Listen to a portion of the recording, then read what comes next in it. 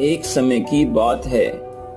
कहीं दूर घने जंगल के बीच एक छोटा सा गांव था।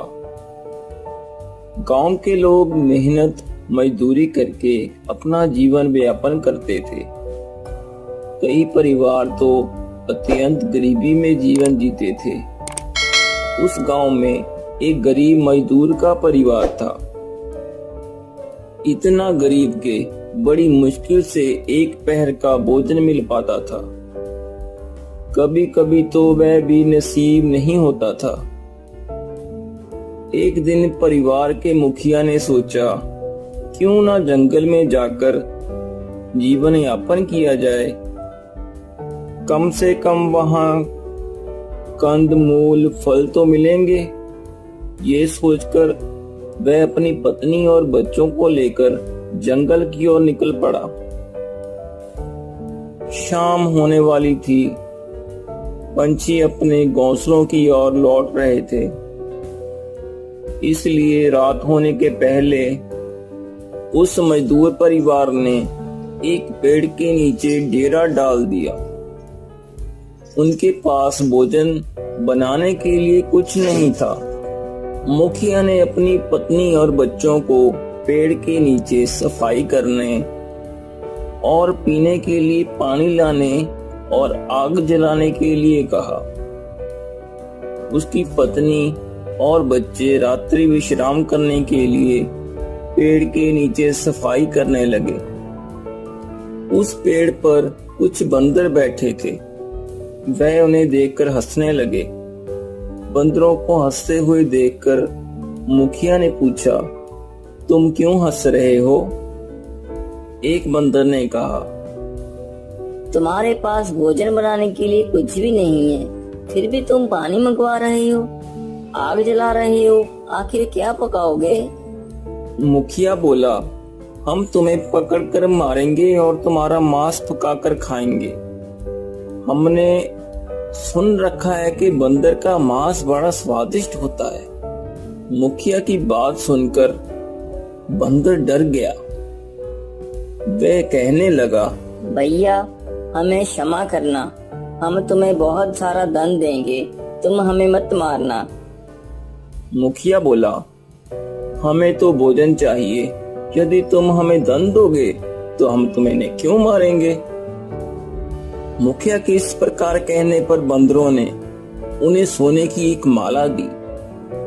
माला लेकर मजदूर परिवार उस दिन भूखा ही सो गया और दूसरे दिन सुबह होते ही गांव लौट आया। उसने उस माला को बेचकर बहुत सा सामान खरीदा और सुखपूर्वक अपना जीवन बिताने लगा।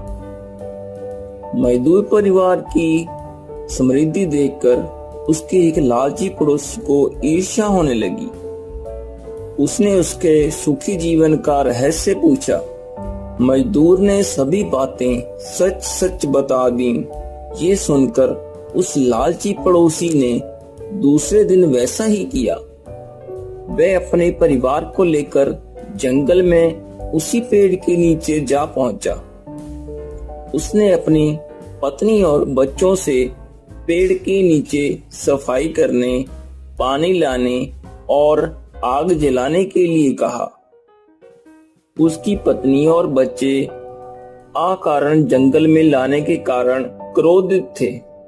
उसकी पत्नी ने कहा, पकाने के लिए कुछ रखने के लिए कहा तो तुमने मना कर दिया, अब क्या मुझे पका कर खाओगे?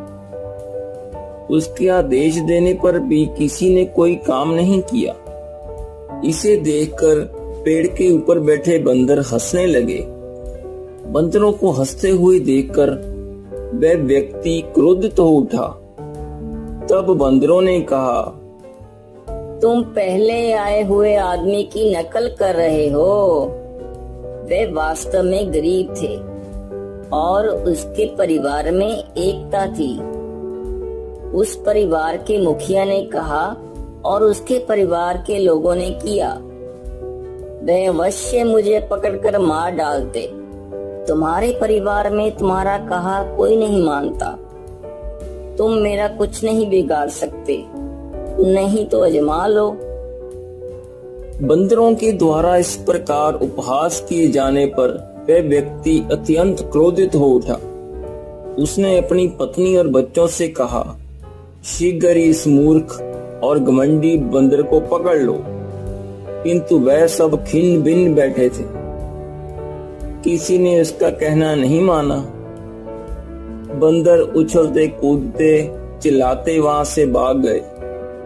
लालची व्यक्ति को अपने किए पर पछतावा हुआ। बेमतलब उसने अपने परिवार के लोगों को कष्ट दिया। अंत में वह अपना सा मुंह लेकर